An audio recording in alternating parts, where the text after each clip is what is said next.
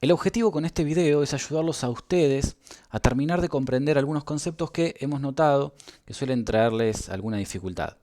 Sobre todo en lo que tiene que ver con la interpretación de los gráficos cuando tratamos o trabajamos con un movimiento armónico simple.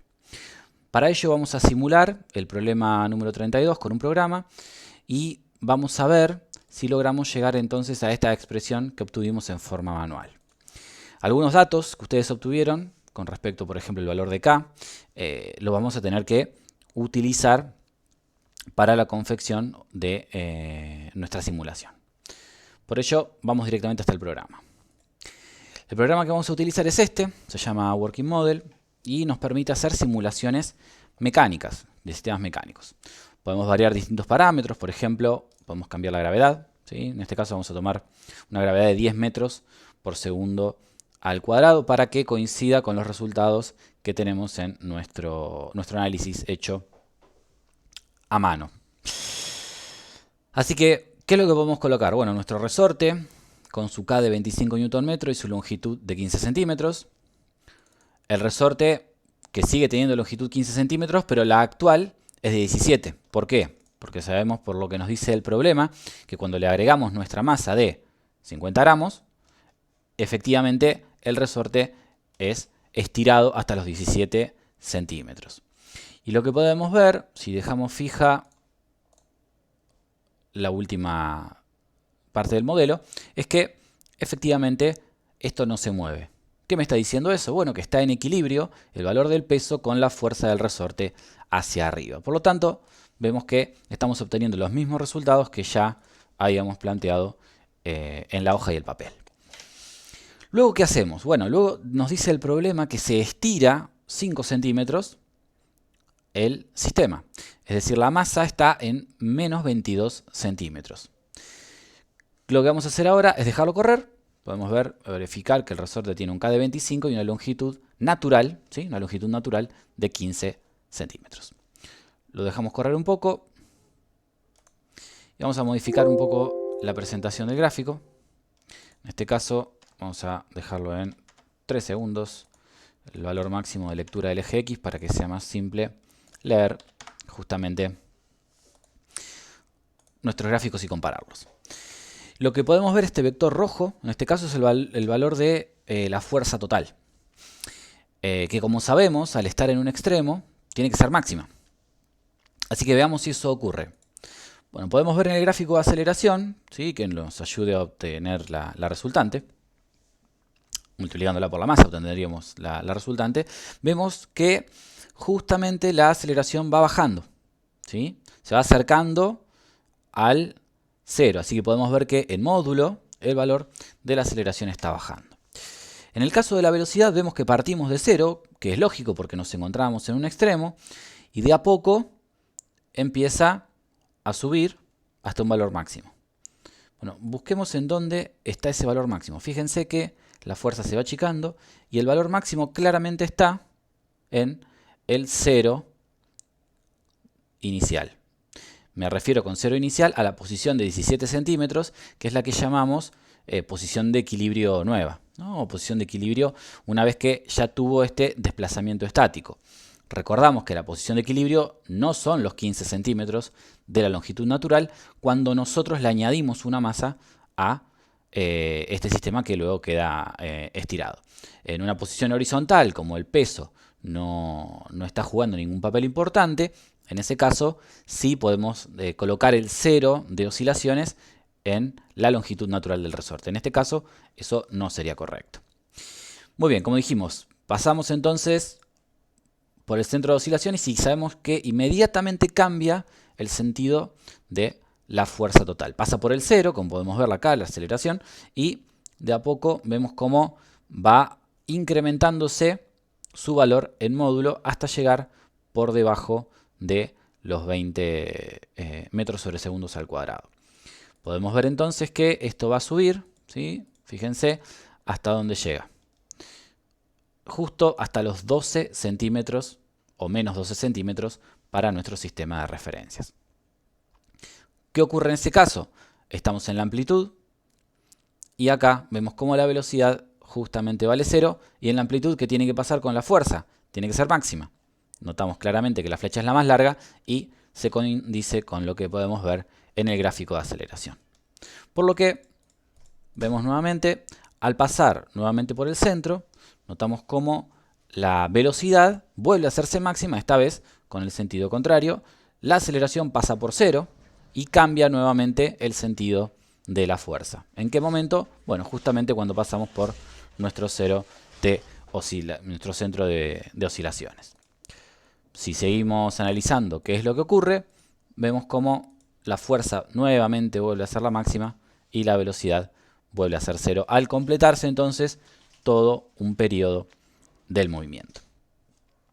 Pero con esto no nos es suficiente para poder obtener entonces la expresión de la ecuación que rige el movimiento. Tenemos la posibilidad de ver punto a punto qué es lo que va pasando, pero nosotros dijimos al principio que queríamos obtener la expresión. Así que para obtener esa expresión vamos a asistirnos con otro programa adicional.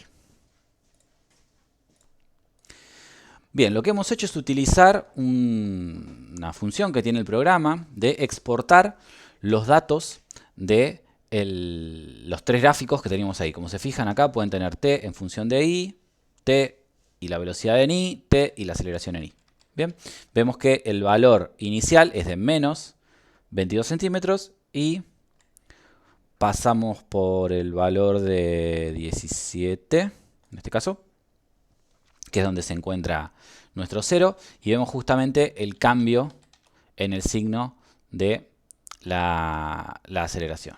Lógicamente hay algunas cuestiones numéricas que a veces hacen que el valor no sea exactamente el que nosotros estamos leyendo, pero son errores de precisión muy bajos. Podemos ver que efectivamente llegamos hasta la amplitud, pero en el sentido contrario. ¿Sí? Vemos que pasamos desde los 22 hasta los 12. Sabíamos que teníamos 5 centímetros de amplitud, así que tenemos en total 10 centímetros de diferencia. Y fíjense que justamente al llegar a los menos 12 centímetros, ¿qué pasa con la velocidad?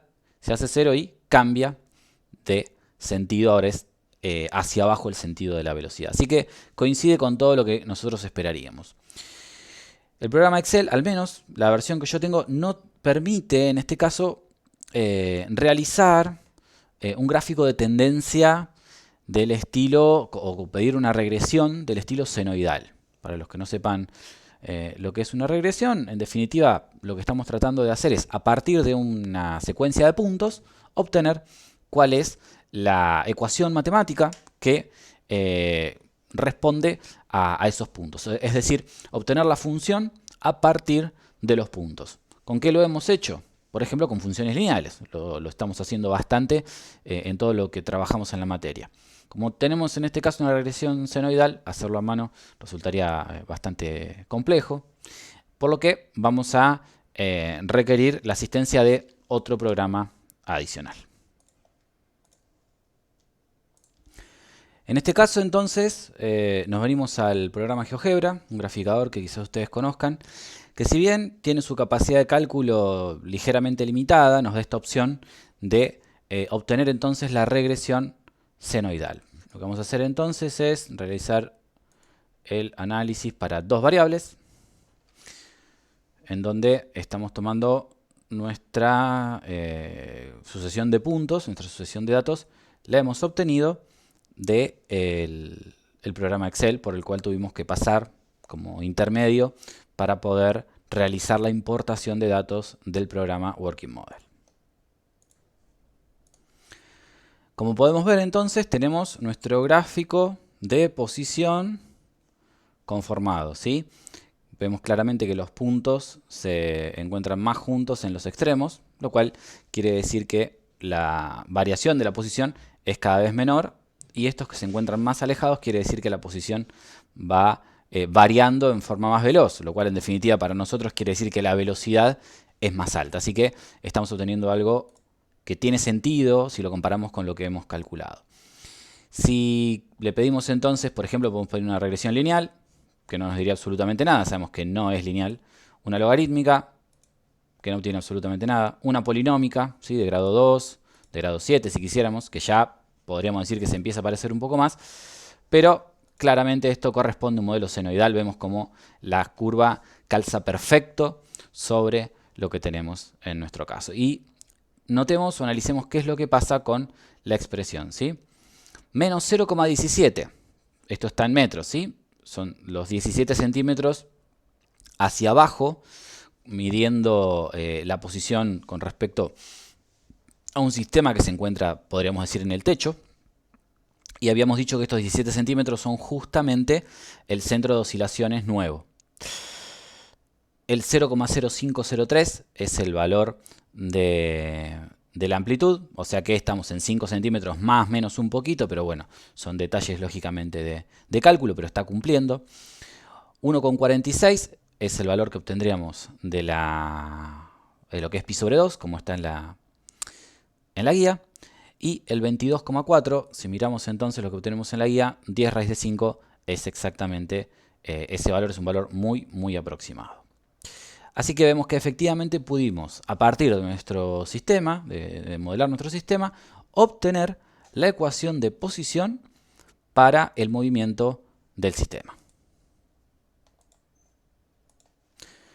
Por último, hagamos un análisis un poco distinto de qué es lo que ocurre en este caso. Veamos qué pasa si yo, en lugar de considerar un resorte de 15 centímetros, considero uno de 17. ¿Sí? Lógicamente yo cambio solo esa variable. Ustedes ya saben qué es lo que va a pasar. El sistema se va a mover. Pero ¿qué pasaría si yo trabajara con un resorte de 17 de longitud natural? Y en lugar de pensar que está el peso, pensara que no está. Como podemos ver, el sistema se mantiene en equilibrio. Bueno, veamos qué pasa con un resorte de 17 centímetros. ¿Sí? Recordemos que acá lo que yo indico es la longitud natural. ¿Por qué me interesa eso? Bueno, porque sabemos que en la longitud natural se encuentra siempre nuestro cero de oscilaciones, ¿no? Es el lugar donde solemos colocar el sistema de referencia para estudiar a ver qué pasa con los movimientos en nuestros sistemas de movimiento armónico simple. Veamos si también lo que vimos acá se cumple, ¿no? Sabemos que tiene que moverse entre los 22 y entre los 12. Analicemos la gráfica. Volvemos para atrás. Veamos, ¿no? Partimos de 22. Bueno, ya sabemos que eso no iba a cambiar. Fíjense en qué punto se hace 0. Nuevamente en el 17, como estábamos esperando. ¿Y hasta qué máximo está llegando en este caso? Hasta el 12. Así que, evidentemente, nosotros podríamos pensar que toda nuestra oscilación se da alrededor de los 17 centímetros, como si el peso no existiera.